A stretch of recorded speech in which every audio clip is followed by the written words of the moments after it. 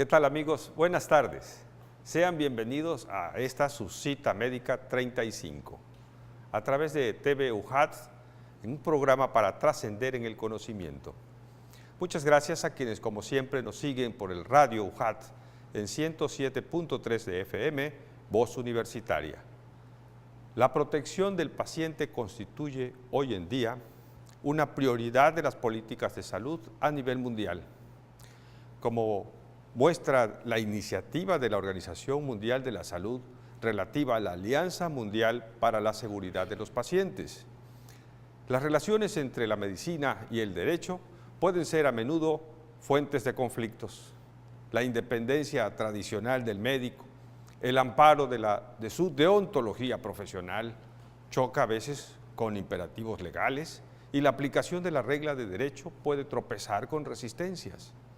La incompatibilidad, quizá más aparente que real, pero de todas formas manifiesta, de las concepciones prácticas y concretas de la medicina y del derecho resulta cada vez más evidente en el incremento contemporáneo de las necesidades del individuo. El respeto por el bienestar individual que la medicina de hoy permite mantener cada vez mejor suscita en el hombre moderno, en el individuo, exigencias a veces difícilmente compatibles con el orden público, consagrado en la legislación que a su vez depende también de la moral y de la ética profesional. Para conocer más sobre la medicina y el derecho, nos acompaña hoy el doctor y licenciado Gabriel Suárez Zapata. Será una plática interesante si usted nos acompaña y, por supuesto, hagamos nuestro programa. Esto es Cita Médica 35.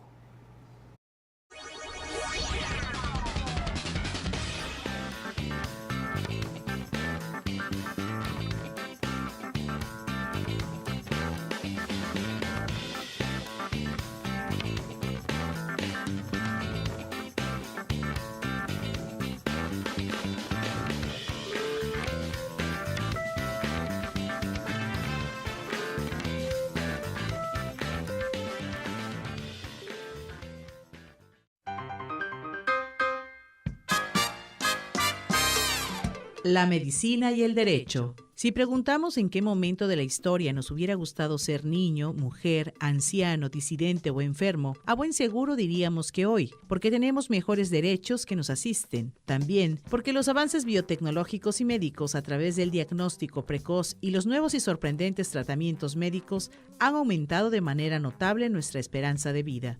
Lo cierto es que nunca el derecho y la medicina se habían visto tan cercanos y necesitados mutuamente. Hoy tenemos nuevos términos que reflejan nuevas situaciones y acontecimientos, las nuevas formas de responsabilidad sanitaria, genética, patentes, gestión y políticas sanitarias, investigación biomédica o la aplicación de la futura medicina personalizada ponen en presente una nueva forma de relación entre derecho y medicina. Abogados y médicos, derecho y medicina tienen la responsabilidad y se ven en la necesidad de resolver los problemas biomédicos del siglo XXI, que además requiere la presencia intelectualmente renovada de los saberes filosófico, ético y científico. Reflexionar y decidir sobre asuntos tan relevantes como el principio y final de la vida, la terapia genética, el medio ambiente o el legado para las generaciones futuras, solo será posible si hacemos un buen diagnóstico, cuya etimología y significado, recordemos, es a través del conocimiento. Si quiere conocer más sobre el derecho y la medicina, les invitamos a que se queden con nosotros hoy en Cita Médica 35. Qué alegría entrar otra vez en su hogar en este su programa Cita Médica 35. Es motivo también de especial satisfacción compartir estas pantallas, estos micrófonos con la doctora Leticia Guerrero Pérez, nuestra compañera de siempre, y ya el doctor Alberto Abdo se presentó ante ustedes. Les está hablando Eduardo del Carmen López López. Por coincidencia, hoy somos 4 juchimanes que estamos ante ustedes y no podría ser para menos, puesto que este es el canal de televisión de nuestra Universidad Juárez Autónoma de Tabasco, que está en sus 60 años de existencia y pronto la Escuela de Medicina habrá de celebrar otro tanto. Muchas gracias, doctor Suárez Zapata, por estar con nosotros. Me voy a permitir informarles que el doctor y licenciado Gabriel Suárez Zapata, egresado de nuestra Escuela de Medicina, es médico cirujano, licenciado en Derecho, doctor en Derecho también, y ha hecho maestría antes en Psicología Jurídica y Criminología. Me permito impartir la asignatura de Bioética y en ella cada día vemos la necesidad de que el futuro médico conozca cuál es el estado de derecho en que va a ejercer su profesión. Muchas veces caemos en el pasado creyendo que el médico es omnipotente. No somos más que uno más de los servidores públicos que tratamos de dar el mejor de nuestros servicios. Doctor, ¿cómo fue que siendo médico te decides por el derecho? Ok, de joven, aparte de estudiar medicina, fue una inquietud del derecho, porque, bueno, ya estando en la parte operativa como médico, veía cosas o sentía cosas que hay que encuadrar dentro del derecho. Yo siento que el derecho es una de las ramas, como la medicina, muy humanísticas. Primero porque tutelan ambas partes. El médico tutela la protección de la salud, la vida, y el abogado o el jurídico tutela lo que es la libertad, que también es uno de los elementos más preciados por el hombre. Pues una de las cosas que quiero agregar a tu currículum, que fue muy rapidito, es que él acaba de dejar la responsabilidad de dirigir el Hospital Juan Gran Casasus en su aspecto médico. Pero también en el derecho fue comisionado estatal de la Comisión de Conciliación y Arbitraje Médico, la CECAMET. Y allí tuvimos oportunidad, Alberto y yo, de trabajar contigo y vimos todas tus capacidades. Entonces, por favor, no te desesperes porque te vamos a bañar en preguntas, ¿verdad, Leti? Sí, vamos a empezar con él. Bueno, pues hablamos ahorita sobre lo que es la parte médica y la parte pues de derechos, ¿no? Normalmente pensamos que el paciente es el que tiene derechos, pero mi pregunta es, aparte de los derechos, ¿estos pacientes también tienen obligaciones? Es correcto. En el derecho siempre existirá la ambivalencia, tus obligaciones y tus derechos. El médico tiene obligaciones y tiene derechos, el paciente tiene obligaciones y derechos. Actualmente hay muchas corrientes en el sentido de la relación entre medicina y derecho. ¿Por qué razón? Al principio, como decía el doctor López, el médico era la máxima autoridad. Se ha ido perdiendo porque obviamente han aumentado los valores de los seres humanos. Tenemos el derecho a la autonomía, el derecho al expediente clínico, varios derechos que se han ido no sobreponiendo, sino empalmándose con el fin de que el médico ejerza con mayor seguridad. Realmente el objetivo de la ciencia jurídica es que el médico regule su quehacer en un ámbito en que le permita no invadir otras esferas. Porque muchas veces al creernos como médicos que somos lo máximo, que somos los protectores del paciente, a veces avasallamos al paciente y eso es lo que nos trae los problemas con la ley jurídica o la ciencia jurídica. Entonces actualmente yo diría que en estos momentos es cuando más, por la vorágine que se vive, en el momento donde más vemos unidos tanto en el derecho como con la medicina. Interrelacionarnos, no pelearnos, no divorciarnos, sino unirnos. ¿Para qué? Para proteger al paciente. Que al final de cuentas el objetivo, la materia principal del abogado y del médico es el paciente o el cliente, por así decirlo. Es un tema que nosotros manejamos en la Escuela de Medicina y que en todas las áreas del conocimiento se puede aplicar, es la bioética. Sin embargo, en la bioética, en medicina, recobra una particular importancia el tema de la relación médico-paciente. Y obviamente surge también el tema del expediente clínico, donde se registra las actividades médicas y la evolución del enfermo. Pero sucede que muchas veces el paciente se siente con el derecho de que este es mi expediente, yo les traigo fotocopia, les saco fotocopia, quizás con el fin de comparar o comprobar o si en algún momento llego a necesitar tener una evidencia de lo que se me hizo. Y el médico, por lo suyo también, resulta que plasma en el expediente lo que mejor le está prescribiendo al enfermo. El enfermo o los familiares reclaman y exigen al médico que lo que ofreció se cumpla. Usted es responsable, doctor, y la medicina no es una ciencia exacta. Pero por otra parte, el médico prescribe, esto es lo que debes de realizar con este horario, y muchas veces también no se cumple. Entonces sucede una separación allí Ambivalencia. de obligaciones y de responsabilidades en ambas partes. Y se dice que es una corresponsabilidad.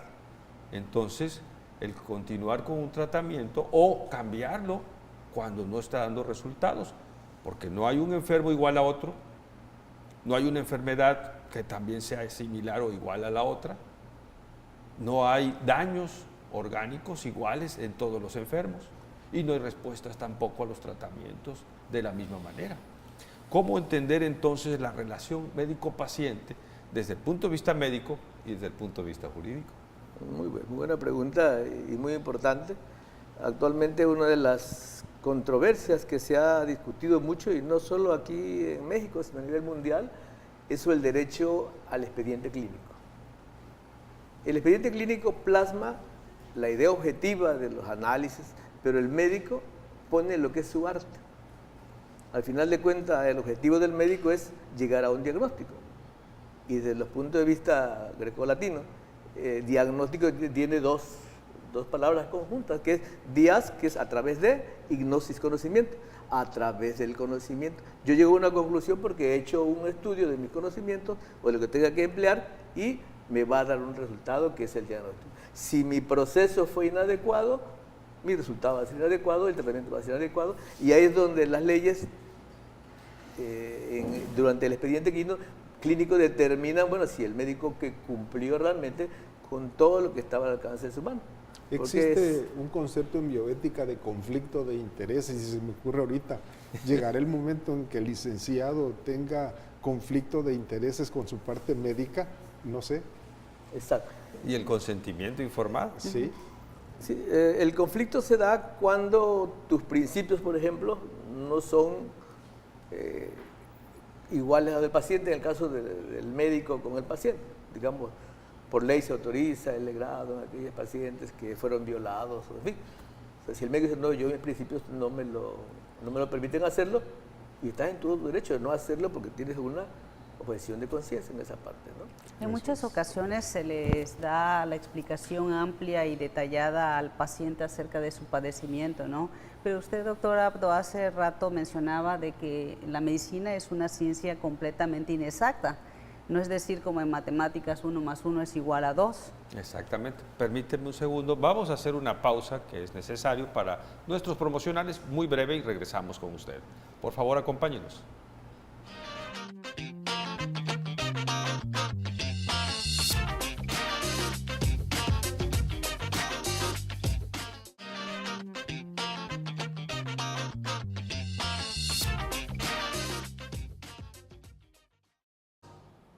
Estamos en consulta 35 o cita médica 35. Esto es la intención de divulgar los conocimientos de la ciencia en personas que vivimos del diario la medicina, sea en la docencia, en la rehabilitación, en la oncología o en este caso en el derecho. El doctor y licenciado Suárez Zapata ha sido para mí siempre motivo de muy gran admiración porque compone dos elementos no fáciles. Leti, estabas haciéndole alguna interrogante al doctor. Efectivamente, estábamos platicando acerca de la medicina como ciencia inexacta y que por lo tanto obviamente los cuerpos funcionan diferentes, pueden suceder situaciones como por ejemplo alguien que llegue solicitando un electrocardiograma y en ese instante se hizo el electro, salió perfectamente bien y saliendo del consultorio puede hacer que se infarte esa persona, ¿no? Sin mostrar signos de infarto, nada. Y posteriormente, obviamente, que vienen las quejas. Entonces, muchas veces esas quejas no hay un soporte realmente porque, pues, obviamente que nuestro cuerpo funciona de 1000 formas, ¿no? Entonces, en estas situaciones, ¿qué sucede, doctor? ¿Cuál es la forma de que se comprenda o de explicarle al paciente o al familiar situaciones como esta? Porque digo... ¿La comunicación? Sí, la comunicación, pero porque muchas veces se atraviesa por medio de situaciones muy ríspidas, sí, que precisamente por no conocer de medicina los familiares o el mismo paciente se queja. Muy bien. En muchas ocasiones el problema es la medicina, a pesar de ser ciencia, no es exacta, como bien lo decías, ¿no? ¿Por qué razón? Porque depende de respuestas aleatorias del cuerpo humano. Lo que para uno es bueno, al otro puede matar. Entonces, ¿qué nos obliga la ley? Como profesionista nos obliga, el artículo 34 de la ley de profesiones establece que el médico está obligado a poner lo que está al alcance de sus manos para protección del paciente. El ejemplo que ponía, le hago un electrocardiograma, lo encuentro normal y fallece a la salida. ¿Yo cómo demostraré mi actuación adecuada? Con mi expediente clínico. Okay. Si tengo el electro inserto en el expediente, diré, bueno, es que estaba normal. Entonces, ya no hay culpa. No hay culpa porque tú no puedes, la misma ley lo establece, nadie está obligado a lo imposible. Yo no puedo advertir que si lo hace mal. Pasa lo mismo cuando ponemos algún medicamento intravenoso. A veces las respuestas son totalmente anafilácticas y el paciente fallece. Fíjese no que lo puedo adivinar. A mí me pasó algo muy curioso y hablando de medicamentos y respuestas a alergias. Yo empecé a tomar un medicamento, pasaron 4 meses, 5 meses. 5 meses después ya empiezo a tener problemas de alergias por ese medicamento, pero tuvieron que pasar 5 meses para poder entonces tenerlo. Una respuesta tardía de hipersensibilidad. Exacto, entonces vuelvo a lo mismo, nuestro cuerpo funciona de 1000 formas, ahorita de una manera y al rato puede estar funcionando de otra manera. Entonces yo creo que es importante que nuestra comunidad que nos está viendo en televisión entienda de que nuestro cuerpo puede variar su funcionamiento de un momento a otro. Así es, son respuestas diferentes. Sí es recomendable la vigilancia de la salud, eso no significa garantía de vida. Estar al pendiente de la salud es adelantarse a posibles acontecimientos, pero no todos están a la vista, ¿no? ¿Qué piensas de eso? Actualmente una de las panaceas científicas es que tenemos los mejores equipos, tenemos las mejores subespecialidades. Prácticamente la gente piensa que está obligado, el médico que ve a un paciente se tiene que curar, porque tiene todas las herramientas. Y realmente volvemos al mismo lugar. Las respuestas son aleatorias. El cuerpo responde como él quiere responder. Claro. Independientemente de la tecnología, independientemente de la sapiencia, depende de mí cómo responde esa parte. Y aún de la genética, ¿no? Muchas veces, pero es que nadie se ha muerto de infarto, pues a ti te tocó ser el primero. Claro, así es. Entonces ahí es donde es importante la confluencia del derecho y la medicina. Yo siempre he estado en esa parte trabajando, en muchas ocasiones en la Ciudad de México, la parte en que la parte legal debe empatarse con la parte médica. Es lo que se llama medicina legal. Si nos divorciamos, caemos en conflicto y al final de cuentas el médico tiene pocas herramientas para decir lo hice correctamente, a excepción del expediente clínico. Muchas veces los abogados dicen, o los jueces, si no está anotado en el expediente, es que no se hizo. Entonces, en ese sentido debemos que cuidar nosotros nuestro expediente clínico y anotar lo que encontremos, porque es nuestra única prueba elemental, fundamental, para determinar si hubo mala práctica o no. En tu trayectoria académica tienes un doctorado en Derecho. Platícanos cómo te fue en ese nivel tan alto del estudio universitario, que no cualquiera. Aquí tengo a 2 doctores, pero bueno, yo no. Yo me quedé como médico especialista. Entonces, yo creo que es un tema muy importante, apasionante y que debemos trabajar todos en conjunto con la finalidad de que encontremos un camino justo. Porque realmente nuestra sociedad no puede vivir tranquilamente si hay inseguridad del paciente hacia el médico y del médico hacia el jurista. Siempre estamos con el acecho que nos pueden demandar, ¿no? Entonces, a veces empleamos la medicina defensiva, que también es una mala práctica médica. ¿Por qué? Hacemos gastar al paciente o a la institución dinero que no es necesario por no tener ese conocimiento profundo de lo que tenemos que hacer. En la administración. Pero ¿cómo lo interpreta como médico y como paciente? Debes de haber asistido a alguna consulta. Y te dicen, tienes que firmarme el consentimiento informado.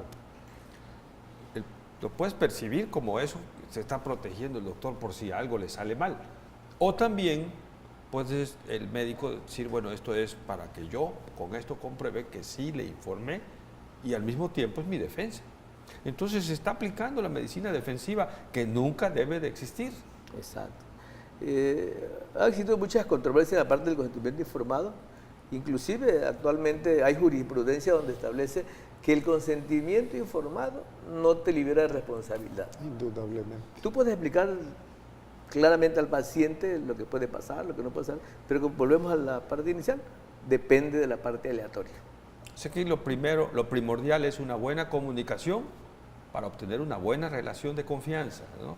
El doctor López Eduardo dice en una de sus exposiciones, una conciencia ante una confianza ante una conciencia. Una confianza ante una conciencia. Esa es la relación más humana en la que obviamente los resultados van a ser favorables. Sí. Ahora, ¿existe alguna ley, así como por ejemplo existen leyes para ver el manejo del médico hacia el paciente, donde en un momento dado el paciente no haya tenido esa responsabilidad para seguir todas las indicaciones del médico y de esa forma, pues obviamente que ya va a recaer esa responsabilidad en el paciente? ¿Existe alguna ley que...? Se está trabajando precisamente en esa parte en la que también el paciente debe asumir su propia responsabilidad. Pero la única forma de demostrar es a través del expediente clínico. Si yo a un paciente le mando un medicamento para la diabetes, llega a control y veo que siguen parámetros altos, pues no hay un control. Y esa es parte responsable, ¿por qué no pasó? Porque desafortunadamente algunos llegan con esa, una vez que van a una segunda visita, no, sí doctor, sí, llevé todo a cabo, ¿no? Y resulta que no, porque nunca falta el familiar que sí es responsable, dice, no doctora, el paciente no llevó las cosas como usted indicó. Sí, entonces, hay muchos ejemplos, ¿no? El hipertenso que abandona su tratamiento y desarrolla una crisis hipertensiva y hemorragia cerebral, por ejemplo, un evento vascular. Exacto. O bien el diabético que deja de tomar sus medicamentos o no lleva el cuidado de sus alimentos correctos y hace una descompensación y se complica su organismo y puede también llegar hasta fallecer. Si entonces, hay responsabilidad del médico y hay responsabilidad del paciente, exactamente. Jurídicamente el médico es responsable. ¿Quién responsabiliza al paciente que no está cumpliendo? Cuando hay una queja de un paciente hacia un médico, generalmente siempre es reparación del daño, ¿no? Si se demuestra que por mi falta de cuidado o por mi negligencia ocasional del paciente, estoy obligado a reparar el daño. Pero si se demuestra que no, que cumplí, pero tengo que basarme en algo, ¿qué? El expediente clínico. Si demuestra que yo cumplí con esa parte, el paciente tendrá que aceptar su culpa. Muy frecuente son los casos de las embarazadas que no llevan durante todo su tiempo de embarazo un seguimiento. Y cuando llegan a punto con un proceso ya de una eclampsia o una preeclampsia, y posteriormente, o en ese momento el bebé está naciendo exactamente, y entonces le achacan la culpa al médico que está recibiendo urgencias, por ejemplo. Eso es, yo creo que muy importante que quienes tengan esa intención de un embarazo, lleven todo su proceso de seguimiento, porque eso es medicina preventiva y eso permite que entonces tanto la madre como el bebé estén en óptimas condiciones. A su buen término. Y sin embargo, también se ha observado comentarios a favor, ¿no? Que el paciente y los familiares admiten efectivamente, nosotros llegamos tarde, ya no hubo posibilidad de acceder al consultorio, ni siquiera de urgencia, venía ya alumbrando el momento del parto, ya naciendo el producto. Entonces tuvieron que atenderlo en la sala de espera, como ha ocurrido muchas veces, ¿no? O ha ocurrido hasta en los estadios de fútbol. Sin embargo, los medios de comunicación hacen gran escándalo por un niño que nació en la sala de espera y desacreditan al médico, al hospital. Y yo pregunto nuevamente, ¿quién cuestiona y cómo responde el paciente ante una injusticia de esta índole? Ok. Actualmente, creo que es oportuno comentarlo, acá presentar un trabajo, mi tesis para el grado de doctor en Derecho, precisamente trata de eso, de lo que son los peritajes institucionales. Esta es una parte muy importante porque generalmente en el derecho existe la balanza, el equilibrio, pues. El que acusa presenta a su perito y el acusado presenta a su perito, ¿no? Cada perito obviamente pues tiene que apoyar a quien le está pagando, ¿no? Claro. Entonces el juez pues sabe mucho de derecho, no conoce medicina, conoce pero no profundamente, entonces a veces se ve en la inercia de decir, ¿a quién le hago caso, no? Entonces ahí es donde el peritaje institucional cobra vida, dependiente de una institución, digamos un colegio médico de anestesia, de ginecología, que supone que es un cuerpo colegiado, que hiciera un dictamen, un análisis y pudiera orientar al juez a tomar una decisión adecuada, sin que el juez se vea sesgado por la tendencia de las partes, ¿no? Entonces, esta es una pregunta que estoy haciendo a nivel estatal. En nuestro estado no existe esa figura, que podría ayudar muchísimo a resolver los problemas médicos legales, en el entendido de que la ley de profesiones establece claramente que los conflictos médico-paciente se deben resolver a través de los colegios médicos. ¿Los colegios médicos? Sí, ellos son los presidentes para la ley de profesiones para eso. Lo señala la Constitución, ¿no? Sí, lo señala la Constitución y la ley de profesiones que está hecha para eso. El responsable de vigilar el ejercicio profesional es el colegio o los colegios son los médicos. Son los colegios ¿Y médicos. quién vigila? Vamos a hacer una pausa. ¿Y quién vigila la Vamos a responsabilidad unos del promocionales. paciente? Acompáñenos, en breve regresamos con el derecho y la medicina. Estamos entrevistando al doctor Gabriel Suárez Zapata.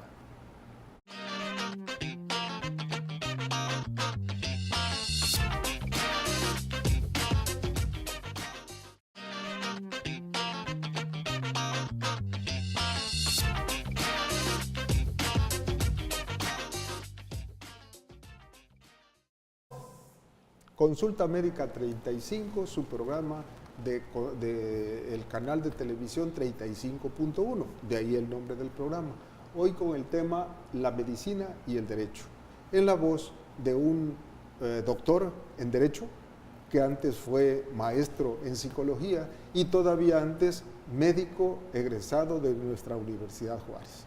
Estamos los tres entrevistadores de siempre, Leti, Alberto y yo, haciéndolo sufrir, pregunte y pregunte. Si ustedes tienen algún interés, también pregúntenle por nuestros teléfonos. Adelante, Alberto.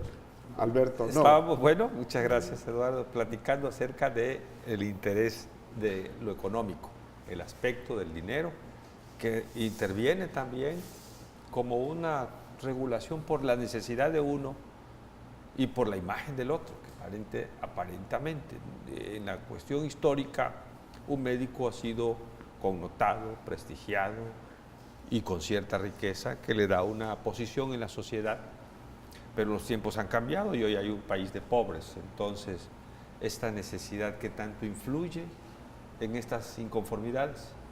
Ok. Uno de los daños mayor para el médico es el daño moral, ¿no? Sí, indudablemente. Muchas veces cuando no se te demuestra el hecho a través de la ley, a través de la parte jurídica, el médico tiene el derecho de demandar por un daño moral. El problema aquí es la parte social, cómo sería el médico demandando a una persona que no tiene recursos, ¿sí? Él tiene que enderezar sobre el proceso del abogado quien llevó el caso, por qué se perdió pues esa parte de la verdad jurídica del hecho, ¿no? Entonces es algo muy delicado. Los daños morales no tienen un costo definido, sino de acuerdo a cómo tú aprecias tu daño, ¿no? Un médico, como todos los profesionistas, ¿no? Para lograr un estatus requiere sacrificio, tiempo y esfuerzo, y de pronto por un accidente te quitan todo, el desprestigio, el problema total, que te ocasiona daño realmente. ¿Qué tan importante es ese concepto de la verdad jurídica? ¿Okay? ¿Qué es, cómo se define la verdad jurídica? Bueno, muchas veces hay inocentes que están en prisión. Sí, esta parte de las culpas es realmente muy difícil a veces de determinar. Se requiere de todo el bagaje de información para poder decidir si es culpable o no, porque muchas veces el límite es muy tenue, pues, si fue un descuido mío o un descuido del paciente. Entonces, lograr llegar a la verdad absoluta cuesta trabajo en el orden de la medicina porque, como decíamos hace rato, es un hecho que es totalmente aleatorio. Lo que es preocupante es cuando se está haciendo la historia clínica y el paciente esconde algún tipo de antecedente que viene a ser muy importante para poder entonces llegar y englobar a un diagnóstico, ¿no? Entonces muchas veces pasan los días y en un momento dado dice, no, fíjese doctora que yo hace tiempo ya tuve esto. Le digo, ¿por qué no lo dijo desde un principio? Y a veces se termina lo que es el tratamiento y nunca dijo el paciente algo, o sea, ese antecedente que viene a ser algo muy importante claro. A pesar de que se haya preguntado, ¿no? Porque, bueno, se pregunta, se trata de englobar todo lo más posible, pero sin embargo ellos lo niegan. Y eso, pues obviamente que viene a ser para el médico un punto menos para poder favorecer el tratamiento de ese paciente. Entonces yo creo que si están haciendo esa ley donde se responsabiliza también al paciente, yo creo que sería muy bueno. Pero a lo que voy un poco es de que tenemos una falta de cultura en cuanto a nuestro propio cuidado y en cuanto a lo que es la parte preventiva. ¿Por qué? Porque si nosotros de alguna forma, no sé, tal vez aquí tiene que intervenir el gobierno, donde fuertemente se le haga hincapié al paciente a que se procuren tener una salud óptima, yo creo que no caeríamos en esos excesos, sobre todo a nivel de los hospitales de gobierno, como tengo entendido usted fue director y vio la magnitud de personas que pudieron haberse cuidado y sin embargo no lo hicieron. Entonces cuando llegan en una forma tan delicada que esperan del médico un superhéroe y si no lo lograron, aún así le echan la culpa de no haberlo sacado adelante cuando fue una gran responsabilidad del propio paciente. Entonces, qué bueno que esté trabajando en esa ley para que, bueno, de alguna forma esto vaya promoviendo el cuidado del propio cuerpo de cada uno de ellos, ¿no? Educación para la salud es el futuro que veo en esto. Exacto. Si somos conscientes de que somos mortales y que la mortandad es máxima cuando hay descuido, pues eso tiene que privar en la conciencia. Pero ¿qué es la conciencia? Valores, rescate los valores, ¿no? Lo que ahorita en nuestros programas de estudios basados en competencias en la universidad, pues una de las competencias es la comunicación, otra es la ética, el respeto, la disciplina, ¿verdad? La honestidad de hablar Las con la actitudes verdad. del médico. Entonces, desde el punto de vista de la educación surge estas intenciones culturales, de valores, de ética profesional en el médico que se está preparando. Pero falta la cultura social de poder reconocer sus responsabilidades. ¿Cómo observa el derecho el aspecto de la participación social en su cuidado de la salud? Y por otra parte, cuando verdaderamente ya es un delito, pues ya se ventila con carácter judicial el llegar a la sanción penal que corresponda. Y en esas son casos ya directamente ilegales, ¿no? Fundamentalmente, todo acto humano, toda actividad humana, lo más importante es la prevención. En nuestro país, en nuestro estado, tenemos una falta de cultura del cuidado. Precisamente uno de los problemas que tienen llenos los hospitales de tercer nivel, segundo nivel, es porque no hay el aterrizaje de abajo de la medicina preventiva. Si un paciente diabético se cuida desde que está en consulta con un centro de salud, difícilmente o quizás llegue, pero no en tan malas condiciones como llegan actualmente. Entonces, la cultura de la prevención es algo que debemos trabajar. Y yo siempre he dicho, el médico siempre ha estado encerrado en su carácter ético, en su carácter bioético, de trabajar dentro de la deontología. Todas las profesiones, todas las ciencias deberían encaminarse en esa parte de la ética. Si tenemos ética, cualquier profesión haremos las cosas bien hechas, porque es nuestro mayor control la ética. Hablar de deontología generalmente se atora en el concepto. Quisiera yo aclararlo para nuestro público. Las personas hacemos caso a las leyes, a veces. Y como no hacemos caso a la conciencia, que es la que nos dictó las leyes, entonces las leyes tienen que ser punitivas, tienen que ponerse un castigo. Y el estudio de la conciencia, de las leyes escritas y de la conducta humana es lo que ve la deontología. Esto es nada más un paréntesis. Es la ciencia del deber, ¿no? De los deberes. Sí, ¿no? la ciencia de los deberes. En España se hizo un ejercicio en donde dieron un curso de medicina legal. ¿Y quiénes creen que acudieron? Puros abogados. Los médicos no. Y es a lo que debería interesarnos, que es esa parte. Necesitamos tener esa cultura que nos hace falta. El médico actualmente ya, creo que lo comentabas en unas ocasiones por ahí, que el médico que sabe de medicina, solo de medicina ni de medicina sale. Ni de medicina Entonces, sabe. tenemos que tener esa cultura de ver las leyes, de escucharlas, de entenderlas, porque al final de cuentas es entendimiento que nos permite trabajar con mayor seguridad. Y bueno, y al final de cuentas el que vamos a beneficiar es al paciente, Sí. porque esa es nuestra materia de trabajo. Y finalmente es la vida y la felicidad del hombre, el estar acorde tu conciencia con tu existencia. Exacto. Ahora, tú das clases en la universidad. Estoy dando clases en el Instituto Universitario de Puebla y en la Universidad de Olmeca, de medicina legal y medicina forense. ¿Y se aborda este tema en medicina legal? Ahí vemos toda esta parte de la bioética, son de las partes principales en el sentido de que tenemos que sembrar la cultura. Los muchachos son muy proclives a la medicina forense. Les encanta lo que la televisión les dice, que van a ser capaces de diagnosticar el calibre de la bala, por dónde entró, por dónde salió, cuántos días lleva de muerto, cuál es la fauna que está invadiendo al...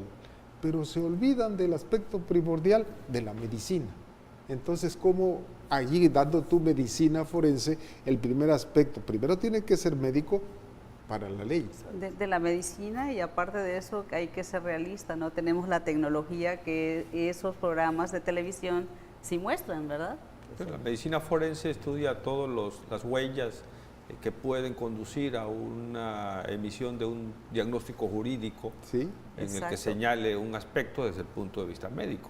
Pero también, te decía, desde el punto de vista de la enseñanza, porque hay universidades donde consideran la materia de derecho sanitario, no tanto medicina forense.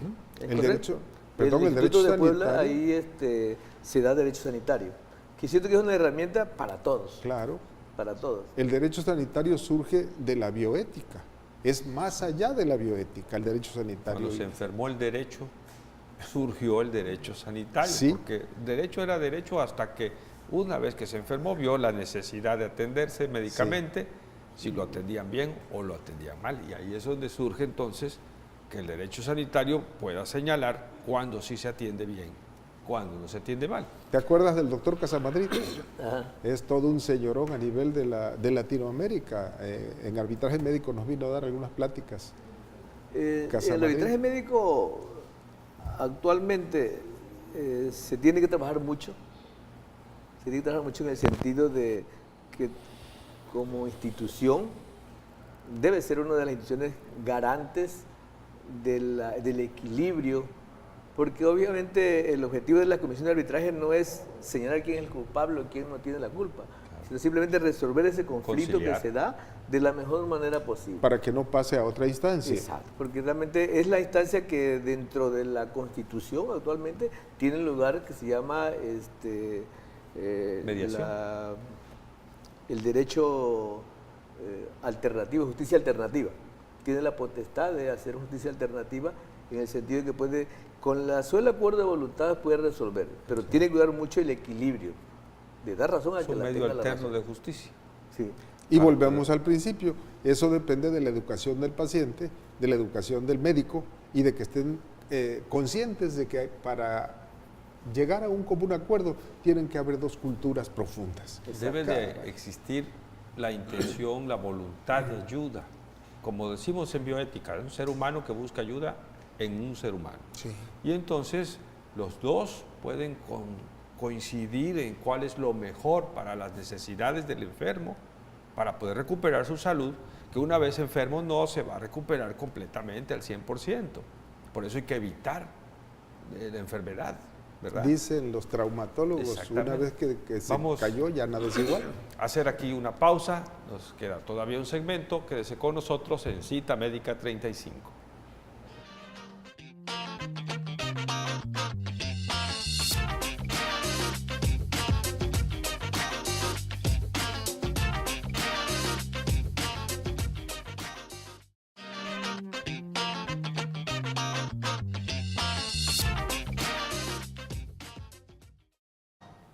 Este es su programa con Cita Médica 35. El tema es la medicina y las leyes. Esto pareciera que está divorciado, pero hoy el doctor Suárez Zapata nos ha aclarado perfectamente bien cuál es la ubicación del derecho y de la medicina. Continuamos la plática con él. Adelante, Presente doctor. y futuro del derecho y la medicina. Creo que actualmente pasamos por una etapa muy difícil en todos los sentidos y en todos los aspectos. Es el momento de unirnos en el sentido de la congruencia, en el sentido de la cooperación, medicina y derecho. ¿Por qué razón? Cada día la ciencia aumenta, el conocimiento aumenta, hay subespecialidades y ya pasando a otro grado diferente, en el cual pareciera que la medicina es infalible, pero no. A pesar de tanta tecnología, siguen habiendo los errores médicos, siguen existiendo los problemas y siguen aumentando las demandas o las quejas. Entonces, hay que buscar el camino adecuado y esto es tarea de médicos y abogados, de buscar el equilibrio y ver dónde se perdió el eslabón y tratar de recogerlo. Yo les felicito, en verdad, muy ampliamente. Este programa es fabuloso, debería existir más frecuentemente, más seguidamente, porque al final de cuentas siempre he dicho que la salud es el segundo valor más importante del ser humano. Sin este segundo valor, lo demás no tiene razón de ser. Entonces debemos preocuparnos por aumentar, preocuparnos por crecer y que sea en el sentido del equipo, no en el sentido del divorcio, de pelearnos, sino de buscar coyunturas que nos permitan caminar y avanzar. Porque al final de cuentas la materia de trabajo del abogado y del médico es el cliente para el abogado y el paciente para el médico. ¿Algún lugar de los estados del norte he visto trabajar algunos profesionales médicos en un consultorio que se convierte al mismo tiempo en un despacho jurídico? Despacho jurídico. Ah, caray. Tiene su abogado de cobranzas, su contador para firmar letras cuando no puede pagar el paciente, tiene su secretaria y su sala de juntas con la familia, donde da la información y la orientación. Entonces se convierte en un Bufete. Sí, o sea, es prácticamente un corporativo médico Sí. con tantas empleados y tantas secciones que encarece la consulta. Podría llegar a suceder. ¿Y cuáles serían ya las recomendaciones en el aspecto del derecho y en el aspecto de la medicina? Okay. Recomendaciones primordiales para el médico: hacer lo que la ley le permite hacer dentro de su ámbito del marco jurídico. Expediente clínico, consentimiento informado, respetar esa parte. Yo siento que si respetamos esa parte, hacemos un diagnóstico, como lo dice la palabra, a través del conocimiento, difícilmente tengamos errores, y si lo tenemos, no lesionan tanto al paciente. Cuidarnos esa parte como médicos, y en la parte jurídica, entender la parte médica, porque muchas veces es diferente el concepto, la fundamentación de argumentación jurídica a lo que el médico dice. Son dos polos diferentes. Uno ve la parte objetiva del abogado y el médico ve la parte subjetiva. Yo considero que tiene esto porque mis datos me arrojan esta parte, ¿no? Entonces, en ese sentido debemos equilibrarnos, debemos trabajar juntos en pro de esa unión. La Clínica Guerrero Pérez es una empresa médica que dos médicos éticos con mucha experiencia, egresados de nuestra universidad, la han abierto como un centro de aplicación de la medicina. Pero no se me había ocurrido nunca preguntarte cómo les va en el aspecto jurídico. Bueno, pues hay de todo, ¿no? Hay lo que comentaba yo anteriormente, hay pacientes precisamente por la falta de conocimiento de algún tipo aunque se le explique, de funcionamiento de nuestro cuerpo, pues nunca falta, y sobre todo cuando se manejan aseguradoras, que piensan que a través de la aseguradora van a extraer más dinero y buscan el escollo y desafortunadamente es el médico, aunque haga su papel y llene toda su historia clínica, consentimiento informado, etcétera, todo en regla, nunca falta. Entonces, pues pasa de que como toda clínica, y creo que no somos únicos, yo creo que todas, de los que a veces se reúnen los directores de clínicas médicas privadas, hablan precisamente de lo mismo, ¿no? Entonces, si se manejan aseguradoras, es más factible que haya ese tipo de cosas. Mientras se hizo pasar al médico por situaciones difíciles, a pesar de que no había necesidad, porque estaba todo bajo regla perfectamente. Claro. Entonces, yo creo que es como toda actividad. Jurídicamente, ¿cómo se ve la medicina empresarial? La medicina empresarial, porque allí en la bioética hay todo un capítulo de las situaciones que se han presentado, las que se presentan y las que se presentarán. Inclusive de obligaciones legales, como ocurre cuando te citan como perito médico, porque en el peritaje del derecho es un personaje que además cobra importantemente por ser un perito grafólogo, un perito caligráfico, un perito, pero el perito médico lo hace por ser especialista sin cobrar, y tiene obligación y tiene responsabilidad. Exacto. Una de las discrepancias actuales es a nivel de impartición de justicia, de producción y impartición de justicia, son los peritajes. Como bien decías, el perito médico que trabaja en una institución, bueno, hace el peritaje sin tener un monumento, pues, que al final de cuentas no es el todo, pero es un estímulo para el médico, ¿no? Entonces, por eso la gente no se ha preocupado por aprender esta parte como una forma de trabajar éticamente, desde luego que desde el punto de vista éticamente. Entonces, esta parte nos ha debilitado en el sentido de que, pues obviamente, la justicia necesita resolver el caso. Y pues se vale de los peritos de parte, ¿no? Y a veces encontrar el equilibrio entre perito de partes es muy difícil para un juez, porque no tiene el conocimiento, profundidad de la materia. Entonces, a veces los peritos, bueno, obviamente quien les paga a ellos sus servicios, que los cobran bien, obviamente pues se ven ciertamente inclinados, aunque ahí es donde debería entrar la ética. Por eso digo que la ética debe ser para todos. Si yo perito de parte y soy ético, tengo que decir las cosas como deben de ser. Tal cual. Entonces, debemos cuidar esa parte, ¿no? Cada quien en su campo de batalla, cuidar esa parte de la ética, tanto el médico como el abogado, para guardar ese equilibrio que se requiere para resolver los conflictos médico-paciente. La defensoría de oficio, pues siempre está en manos de un abogado, pero en el caso del médico o del perito médico de cada una de las especialidades, supongo que se apoya en los colegios médicos. Hay que solicitar al colegio médico a quien manda para este peritaje. ¿Esto es así? Esa es la parte de la propuesta mía, es incluir ese peritaje institucional a través de los colegios. Desde luego que tiene que darse las herramientas, que darse la estructura, porque es una capacitación. La pues. profesionalización del médico como sentido, perito. como perito. Esa capacitación, ¿quién la paga? ¿La paga el médico? ¿La paga alguna institución? ¿O para poder ser perito, no? Porque tengo entendido que en mi colegio han jalado personas médicos que quieran ser peritos, pero mi pregunta es, ¿quién paga ese curso? Debe de tener una capacitación. Una de las obligaciones del Estado es procurar la protección de la salud. Sí. Bien, desde el punto de vista legal, también es parte de la protección de la salud. El Estado debe tener recursos, buscar los recursos para pagar esos cursos, para pagar esas capacitaciones a un colegio. Pero, ¿qué necesitamos de los colegios? Que estén totalmente bien certificados, que tengan su estructura bien hecha, notarialmente, para que pueda decir, mire, yo tengo mi colegio, está reglamentado totalmente, que nos apoyen con un curso. Claro. Y el Estado seguramente no se negará, porque es para impartir su justicia, para proteger al individuo.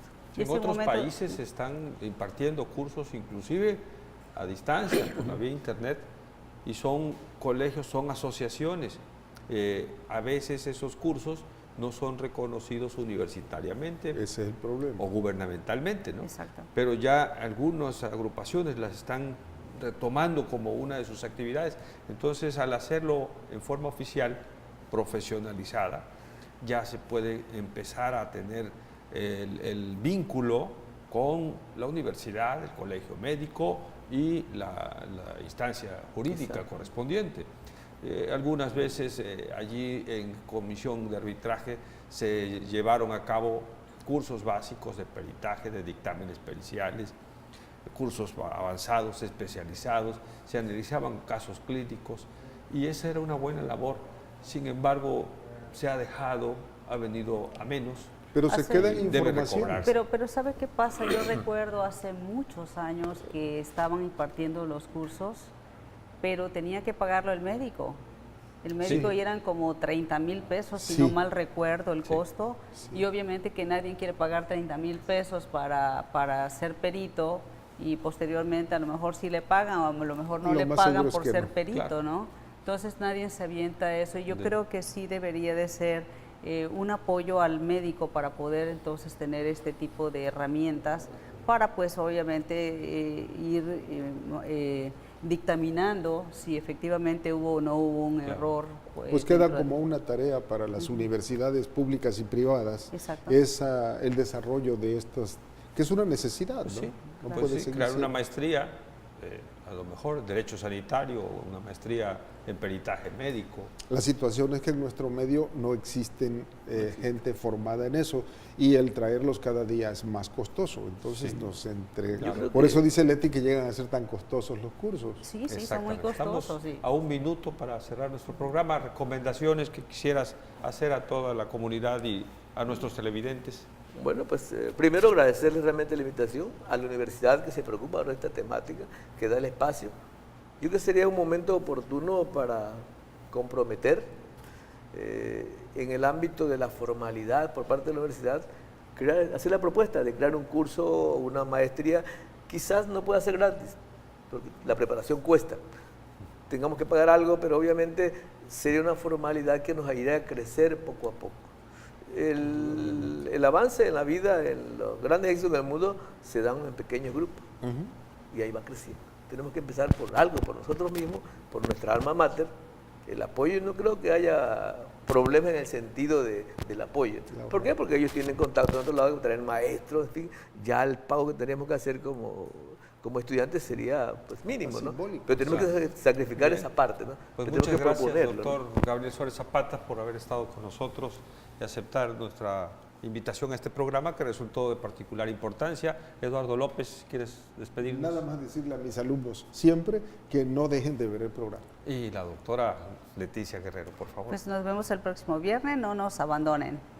Gracias a usted, sobre todo por habernos acompañado y esperar el próximo viernes en punto de la 1 de la tarde en su cita médica número 35.